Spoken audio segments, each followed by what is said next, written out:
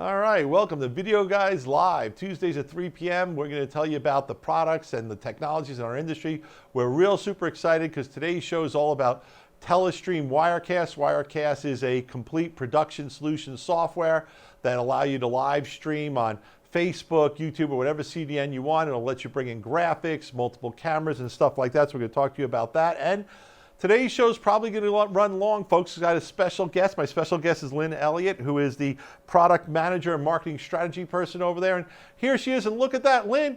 I don't know if you're aware of it, but you are talking to me, and we are in the Wirecast interface. How do you like that? That is awesome. Love it. Yeah, we put this together for the show because it's a little something we do, and we want to let folks get a chance to see this. It's kind of novel thing. We're not going to use it a lot during the show, but we thought it would be really cool to show it to you. So, guys, as you can see, I'm in the preview monitor. Lynn's in the output monitor, and then on the bottom rows behind us are some of our input choices of video and graphics that we could bring into the show under Wirecast, and just thought this would be cool and fun to do. So, Lynn, we're going to go back to our normal set now and start talking about all the cool things that make Wirecast so big. And one of the things we want to talk about is, who is streaming today? We know there's several verticals that people fit into, for who is live streaming. And we talk about worship, education, corporate all the time. But why don't you go into how you guys see it from the Telestream Wirecast perspective? Yeah, and we've been doing Wirecast since 2004. So Wow. we've been around the block for a while. We were doing Wirecast before a lot of people could even watch video online, right? So we've seen a lot in the years that have gone by. So starting out, it was really a lot of the people pushing the envelope, people just trying More like something video new. blogging, right? The early days of that. It was, yeah. It was people that were really kind of very techy and were trying to push the envelope in some way and trying to do something different.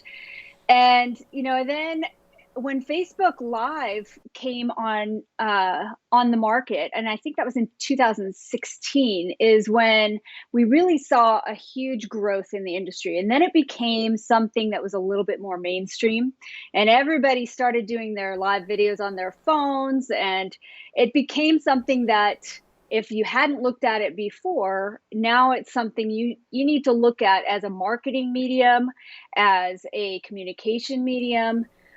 And so there's a growth wave there. And then in March, sorry, go ahead. No, you broke up a little bit, so I want to tell the guys, let's bring me up too, because one of the things I want to talk about before we go into that is you mentioned that's real important is there was a key piece of friction in live streaming in the early days, which is what we called a CDN. You had to pay someone in order to get your video out there. And between YouTube Live and Facebook Live, that's what really opened up video streaming to the masses. Yeah, totally. I mean, as soon as that came on board, then it became not only open to the masses, but more visible to the masses too. Suddenly everybody knew about live streaming and they were watching people live stream, and so they wanted to get involved too. So let's fast forward. We're streaming to Facebook, we're streaming to YouTube, people are getting into it.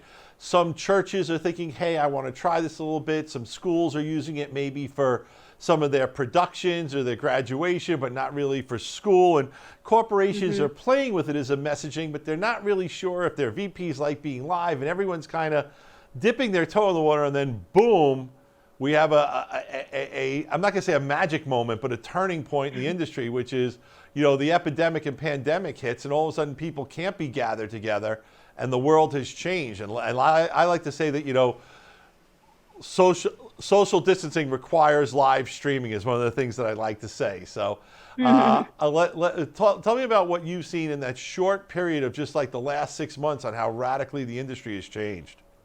Yeah, exactly what you said. It's unique, I think, in an industry to see such a pronounced second growth wave. And whereas I think that live streaming was still on an uptick before the pandemic hit, it reached another more hockey stick growth wave after the pandemic, because suddenly everybody needed to find a way to be online. And so what we were seeing, obviously, we had a surge in our sales and our usage for Wirecast during this time. And what we're seeing is it's a lot of corporations, it's a lot of nonprofits, houses of worship, like you mentioned, and education all of these industries that traditionally have done their business live now suddenly had to find a way to do it virtually. And so they were scrambling to find a solution to do that. Yeah, and then we had the kind of merger of the AV corporate world because we had things like Zoom and Skype and Teams and Google Meets and stuff like that that now was kind of in the AV space. And, I know everyone would get on like a WebEx or a video conference call, and I'm talking even last December, January, and you're like, oh man, it's going to take 30 minutes. I'm going to have to upgrade the software. It's going to be a pain. Half the people are going to be broken, chirpy, whatever. And it's amazing how, led by Zoom, but that whole industry upped their game and met their challenge because I would say a very big percentage of the people I know who are live streaming have some component of Zoom, Skype, Teams, or Google Meets integrated into their productions. Maybe not all the time, but at times, and sometimes it's really the key focus. We have a lot of people who present Wirecast to go out to Facebook, but they're bringing in people and guests through Zoom or Teams, and then they're using the connector to bring it out into Wirecast. So very cool. Talk about how that's changed and how Wirecast works with these platforms, because you really do work great. It's amazing. Yeah, and Zoom is amazing, and they've been at the forefront of this whole wave of live streaming and of virtual meetings, and their niche is really in the virtual meeting space, as well as Google Meets and Teams. We use Teams a lot in-house, and some of them are even starting to live stream as well. Yeah. Where Wirecast comes in, and where I think that there's, each tool has its own niche and its strengths. And I think there's going to be a shakeout in the industry in some cases. I think that there's a lot of people using meeting software right now as a means to get online. And it's kind of like what I saw way back when desktop publishing software became popular, and suddenly everybody had the means to create flyers or create brochures. And just because they had the means didn't mean that that's what they should be doing or that they were creating good content. And so it still comes down to creating engaging content. Lynn, I have to laugh a little bit because when we did desktop video, we saw a similar thing. All of a sudden we had real-time 3D graphics and everyone was doing page peels and slow motions and explosions, and wedding videos were loaded with like special effects and this stuff that when you watch it now you go, oh yeah, that's the early 2000s. We remember when everyone used to go crazy with that stuff.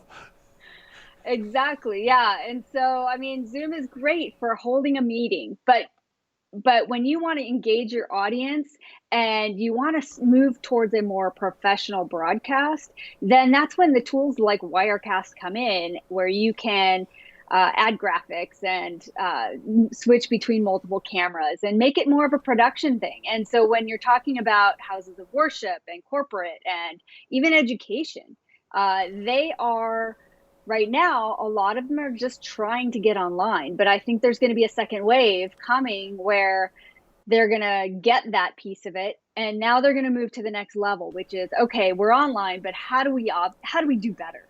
I talk about that all the time. One of the things is I'm on my local board of ed again, so I'm very involved in the educational space. Plus, we were helping some of our local churches and temples get involved, especially temples with the high holidays coming up, to get their productions up there. And what we're trying to, the first wave, I'm going to say, of getting online was just getting online.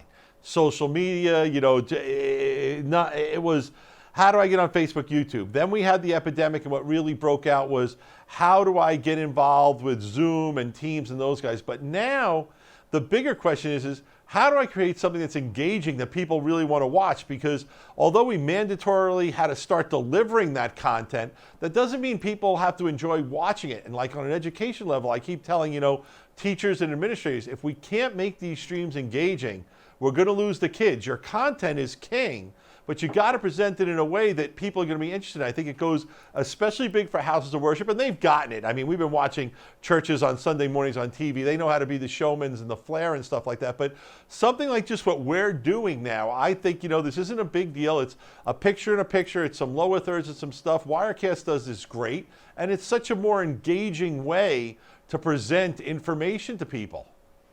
Yeah, it's authentic. I think people expect it now too. The barriers to entry have been broken. Now that people have been forced to figure out a way to get online and be on camera, whether it be on Zoom or Wirecast or any of the other streaming platforms, now that barrier, which has always been one of the biggest barriers to getting started with live streaming, people being a little bit nervous about being online or just starting it, that's been broken. And so it's here to stay. It's not going anywhere. Now, I think the challenge is just figuring out how to get better at it With her. and No, with use her. the research and the optimizations that the broadcast industry has gone through already to figure out ways to engage better and with their audiences. One of the tips we always give people when you're getting started with live streaming, and we found this, and it happens with us too, and that is it takes 4 shows to get it right. Out of the first 2 or 3, something's going to go wrong, and you learn how to do it better by actually recovering from the disaster of the day. And we tell people, your first show, just get through it. There's no substitute for it. Your second show, you try to do a little more, something's going to break. If it doesn't break, it will on the third show. Come the 4th show, not only are the people running your show going to be more comfortable, but you as the talent, you as the people delivering the content, to get more comfortable and find your own rhythm and your own way to work. So that's our motto: 4th time's a charm. Yeah, only 4 times. That's great. I mean, I think that people nowadays too are more accepting of disasters. They're used to, like, my dog is sitting here at my feet right now. If he decides to get up and start barking, there's nothing I can do about that. And I think people are more accepting of things that are live. The word you used, I think that's so important, is authentic. And that is, a live conversation comes up as being so much more authentic. It engages, and it's so great, not just for like educating with content or spreading the word from your church, but building your brand. It is a great way to build the brand and build awareness with your customers of your products, but it creates a kind of bond. So that, I told you 4 times the charm. Let's talk about 14th time being the charm. And let's talk about, you guys just launched a brand new version of Wirecast. Now, you guys seem to be launching more than a version a year, which is just incredible that you can have those kind of major upgrades. But tell us a little bit about what's new in Wirecast 14 and, what makes it so compelling and why everyone should upgrade. And also, talk about how if you own the product and you kind of get the upgrades for free. So talk about that whole way you're going to market now. Our whole system. Yeah. Well, Wirecast 14 is one of our biggest releases ever in terms of the amount of code that we've touched, the amount of technology that we've updated, and we've spent a lot of time working on stability, because that is so important in live streaming, obviously. It's the most important thing, really. If it doesn't work, then that's a big problem. So we've just worked a lot on making it more stable, fixing a lot of bugs. Not that, that was our whole focus, and that, we have a lot of happy users that use Wirecast all the time. But in addition to that, we added a couple of cool new features. One is the chroma key. So we added luma key and color key, and we added a whole bunch more settings to our chroma key, which is really slick. It just gives you way more ability to dial in that key, and even with dim lighting or with not optimal lighting, you get a better key. And then or when your talent's in like an odd colored shirt. I have a red shirt that we used to kill ourselves trying to color balance, and finally we just made a rule: Gary doesn't wear red on the show anymore. Right. So try that with our new chroma key. Maybe you can begin wearing red again, Gary. Yeah. And we also updated our text scroll, which is nice and smooth. We've improved some of our incoming connections. So our Wirecast Go, which is our iOS app, we allow you to use that as a source. We've improved the reliability of the connection there. Our Rendezvous, which is our video conferencing system that's built into Wirecast, we've improved a whole bunch of things around that. And then we've also done some work around sizing and scaling sources.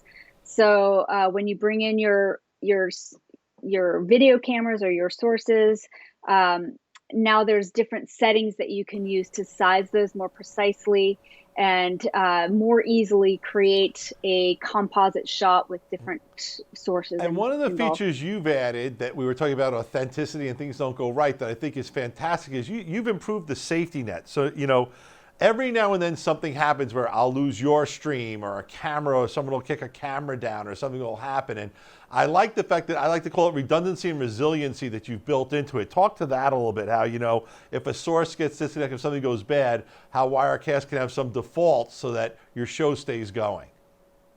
Yeah, so if you do, which inevitably happens, you lose a source, we have a preference now where you can choose how you want to handle that. And you can have it be a big question mark, which is what we've had in the past. You can exchange it for a transparent layer, or you can add in your own graphic. So one way that people use that is they'll have their layer sources in Wirecast with maybe a camera shot, and then beneath that camera shot, they'll have a photo of that person that they're interviewing. And so if they drop that camera source, then and they turn it to transparency, then the photo beneath it shows up. And so it's just a much more elegant way of handling dropped sources.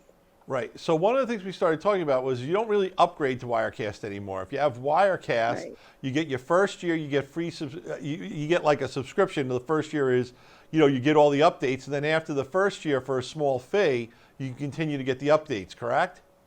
Right. Yeah. So we changed to this a couple of years ago, and it's kind of unique, I think. And so it is for some people, it's hard to understand, but basically you're just buying into support. So for $99 a year, you get support, which gives you all the free updates and upgrades for any release that we have. And it also gives you this free stock media library that we have, which is, I don't think we tout this feature enough, but the stock media library has thousands of audio, video, and still images that are all royalty free and available to you. I mean, you'd pay more for a subscription to a stock media library than you pay for what you for Wirecast for the $99 support contract.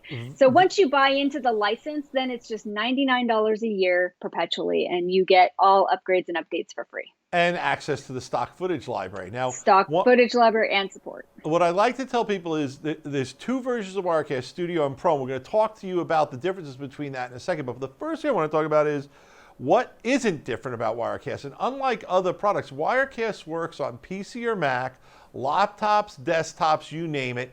It supports connectivity of capture cards, of USB captures, of webcams, and NDI. So before we get into NDI, I want you to talk a little bit about the difference between Wirecast Studio and Wirecast Pro.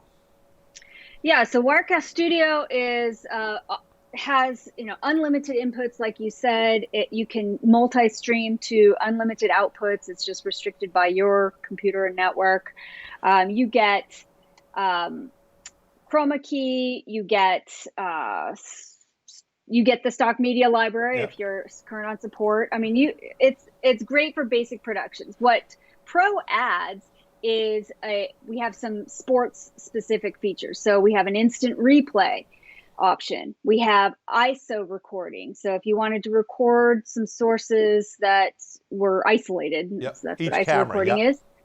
Each camera isolated for post-production later. We have a PTZ controller that you can use in the. So if you have PTZ cameras, you have this new you have this controller in Wirecast Pro that you can use to move and focus. And also we have NDI out.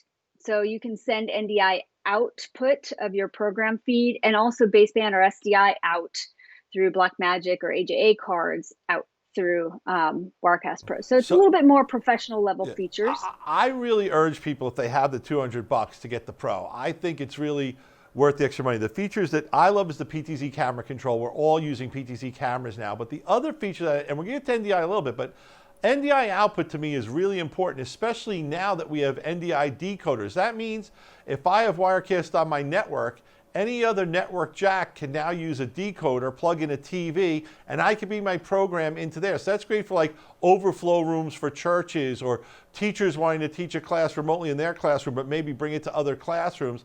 And I also love it for just corporate communications, because it now also means I could be doing a presentation out of the boardroom that I could bring into several common areas, the lunchroom, wherever I want to throughout my company. So I'm a big fan of Wirecast Pro. I think it's worth every penny, the extra $200, and for the $99, it's the same support either way afterwards every year. Right. So why not come with that $200? Now, before we get into NDI, I want to talk about this puppy over here. And if we could put the main camera on it and just show it there, because it's so pretty. This is the Wirecast Gear. The Wirecast Gear is built like a tank. I love this product. Of all the appliances that are out there, this one's got what I feel is the best component level products in it. The components in it are top notch. You're getting, you know, a Xeon processor. You're getting the memory that goes in. It's this workstation server class hardware in there. And I really love that switcher mixer. So I know it's a product we talked about a little bit earlier in the show, but talk to me a little bit about what you think makes Wirecast Gear so exciting. Well, you know, we have a lot of people that, especially now, I think, that don't necessarily know much about live video or about configuring a station or a workstation for live video. And so this answers all the questions for them. So there's a lot to configure when you set up a live streaming system. You know, you have to think about capture cards, you have to think about GPU and processing power. How are you bringing your cameras in? Are they SDI? Are they HDMI? What do you NDI? So Wirecast Gear is purpose built for live streaming, and it comes with Wirecast Pro installed on it. We have 3 different versions. So there's an HDMI version, and then there's two SDI versions. Each of them have 4 inputs, either HDMI or SDI. And yeah, it's a great, powerful system built for live streaming. Yeah, so we have the Gear 310, which gives you 4 HDMI in and outputs, which is inputs, which is $59.95. The 320, which is for SDI, which is $69.95. Then we have the Gear 420, which is $89.95. And I want to talk about that one a little bit, because that's more than just I/O. In addition to the 5 SDI capture and the program output, we're getting something else really cool, which is NVIDIA Quadra discrete graphics. Talk about why that's so important to be in this box. Yeah, when you're doing live streaming, there's a lot of processing power and a lot of GPU power that's needed. And so when you have the discrete graphics, it makes everything run smoother. And that NVIDIA thing allows you to have 4 outputs at the same time, which is phenomenal. And then with the Wirecast 4, so you get one program output through the Blackmagic card as well. So you get 4 inputs, you get to stream out, and then you also get a program output as well. Cool. And then one of the things I like to tell people about the box is, because you've got those heavy duty Quadro graphics in it, it is a killer Adobe Premiere Pro setup. So a lot of my customers are using this box not just for their streaming, but like a church, they're streaming on Sunday, and then during the week they're using the same Wirecast Gear for their NLE. They put Adobe on it. They're running Adobe, which is great. It's not like something where you're restricted or anything. We love that. And it's an Adobe powerhouse for editing Adobe. So I like to tell, for a school, a small school, or a corporation who's getting started with this one box, I could do my nonlinear editing and my live production and my post-production. One of the things that we've learned is there's a hell of a lot of nonlinear editing involved in before the show, bringing clips in, editing clips, putting clips together, and there's nonlinear editing after the show, because our show today is going to run 25, 30 minutes, but you know we're going to be showing 2-minute and 5-minute highlight films from it, and that you make by video editing. So I think it's a great box that's so versatile. I got to compliment you guys on just doing a great job with that. Yeah, thanks. And it's, you know, it's a Windows PC, you know, but we purpose built it, and we chose the components that aren't off the shelf components. So they are commercial grade in some cases. And so it's a great machine that's very versatile as well. I know we got SATA hard drives. You can record every ISO stream with no problem whatsoever. You got the high quality memory, and once again, the Xeon processor. And I opened one of these up on the early show when it was introduced, and you really see even the motherboard and the configuration. It's built as a workstation server class piece of gear. So we really love that. I want to talk about a technology now that we talked about a little bit earlier in the show, which is NDI, and how we love NDI. So I want to talk about NDI as an overview first, then we're going to bring it to you because people watching the show may not be familiar with NDI. NDI basically was developed by NewTek, and it's a technology that allows you to transfer to share video over your existing IP infrastructure, your GigE network with PoE. But what makes NDI so great is not only is it substitute for the video cables, the HDMI or the SDI cables, but it also gives you communication and control the other way. So while we all have a camera going into our Wirecast via NDI, via our network jacks, we can also, if it's a PTZ camera, control that camera. Or we can do comms to talk to the camera operator. We could do tally. There's so many things you could do. And every NDI device can see every other NDI device on the network. So we now have NDI decoders and encoders from BirdDog that work great. So I can take any camera, turn into an NDI device. And with their decoder, as I spoke about before, if I'm running Wirecast in my system on my network, I can now put those decoders on any network jack in the network and show the program output. Or if I wanted to, I could even send an ISO output to that. So very, very cool what's happening in the world of NDI. And you guys have been a great partner of NewTek's. And I'm friends with Dr. Cross. We talked to him, we've had him on our show, and he always compliments the job your engineering team has done working with them. So kudos on your great integration. But talk about NDI and where you see that going for Wirecast and for the industry in total. Yeah, with NDI, we implemented that. I'm not even sure when, but you can bring in NDI sources, and we also have NDI output as well. So when you output your program feed via Wirecast, it becomes available on the network for something else to grab. So yeah, it's definitely one of the fastest growing trends that I'm hearing about in production. And in fact, if I look at our statistics of usage, even in the last couple months, it's grown from about 7% of our users are using NDI to 10% just in the last couple of months. So it's still fairly, I think, isolated to some of the maybe more professional or more, I don't know. I can't even characterize what type of broadcasters are using it, but it's Let me tell you what we saw. I think one of the reasons you're seeing that growth is that we found one of the big NDI 4.5 came out a couple of months ago, also with around the time in the middle of the pandemic. But one of the things that it did is it really made discovery and the communication of the NDI devices to each other much tighter and much more in the background. You didn't have to do as much if you were the operator and the person setting it up. So we're really big fans of that. And we think the NDI 4.5 is one of the reasons why you're going to see that improved growth, because it's just gotten a lot easier to do. NDI 4.5 is a big jump. The devices work better. They find each other better. The network is managing the data better. It's just better, and you're on it now. And I think you're going to see that. And the other thing that we found was during this whole explosion of having to stream, well, a lot of people had problems getting capture cards, capture devices, things like that. So being able to use NDI opened them up. Also, when you couldn't get into a building because you couldn't hire someone, or even if you could hire someone to rewire it and it was in your budget, that guy couldn't come into your building because buildings were closed in total. So a lot of people have jumped on the NDI bandwagon. I mean end users now, and it's just so easy. And it works so great. And the other thing is, we've done some shows on it. There's a bunch of low-cost NDI, not routers, but network routers now, switches you can get, which are going to cost you under $500, some are even in the $200 range, which will let you get 4 or 5 NDI devices working great over your network. And it's just becomes simpler and easier to use. So I think that's one of the things that's driving that.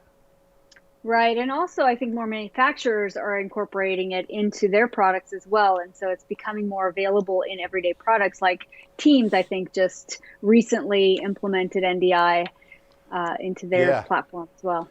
Yeah, I think you hit NDI with Zoom, with the AV merging. AV and pro video and live streaming and conferencing are they're all merging really, really fast. And we saw NLE and post-production merging with live production. Now you have post-production, pre-production, live streaming, AV, remote learning, distance learning, video conferencing. It's all really come together. And I think we were always on this path, and I think we were all marching down a path of IP video, which is what NDI really is the simplest, most cost-effective way to do IP video. But really, let's be honest, this virus it made things that we thought were in the future no longer an option. We had to scramble, we had to get this done, we had to make things happen. And we're happy to have partners like you guys at Telestream and Wirecast, because you were already on this, you were ready to go. And we've put together, I think we've had 4 or 5 different bundle solutions we've offered for house of worship and education. We were putting together Telestream Gears with PTZ optics, our bird dog cameras, and other people's stuff. And I wanted to review quickly before we wrapped up that when you have Wirecast running on your PC or your Mac, you have several different ways that you can bring the video sources into your computer. If it's a computer, you can put a capture card in that could be HDMI or SDI, or we've done numerous shows that Epiphan and other vendors make USB devices that have HDMI or SDI on one end, and they plug into a Mac or a PC that's running Wirecast. It brings it in via USB, or you can bring it in via NDI, which is over your network. But the thing I want to stress is it's not all one way or all the other. You can have a capture card, you can have a USB device, and you can have NDI all going at the same time. So you can migrate to this with the gear you have as you need it. So if you've got a camera that's got HDMI output, you can get a Epiphan little HDMI converter for about $500, plug it in, and now you can bring video into your MacBook, your iMac, your PC, your laptop, whatever you want to go. You can also bring in via NDI. So it's one of the biggest challenges people used to have is how do I bring my video into Wirecast? It's not a challenge anymore, but if you want to do a more professional approach where you're going to be using like a SDI and more professional running stuff, we also have the Wirecast Gear available too. So Lynn, I want to thank you so much for being on the show. I think we did a great job. Of course, we talked too long, we ran over, because I've never done a 20-minute show when I have a live guest, because live guests automatically add 10 minutes because it's so fun talking to you guys. But I like to pass it to you and say, we're wrapping the show up. What words of wisdom, what would you like to say either about Wirecast, the industry? What would you like to add to end the show? The floor is yours. Oh wow, you put me on the spot here. Yes, I did. I would just say, keep it up. All those people who have been forced into live streaming because of the pandemic, keep it up. I think the companies or the organizations that successfully learn to blend online and live events are going to be the ones that are successful. But live streaming is definitely here to stay. There's the Wirecast interface. We're on it, Lynn. Thank you so much. This is Video Guys, and thank you, Wirecast 14. Get it.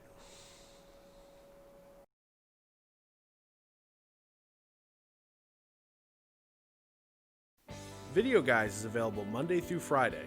Give us a call at 1-800-323-2325. Don't forget to follow us on Twitter and Instagram to stay connected with all of our updates. And you can like us on Facebook. Keep an eye out for our live videos, and don't forget to subscribe to our YouTube channel. Thanks for watching.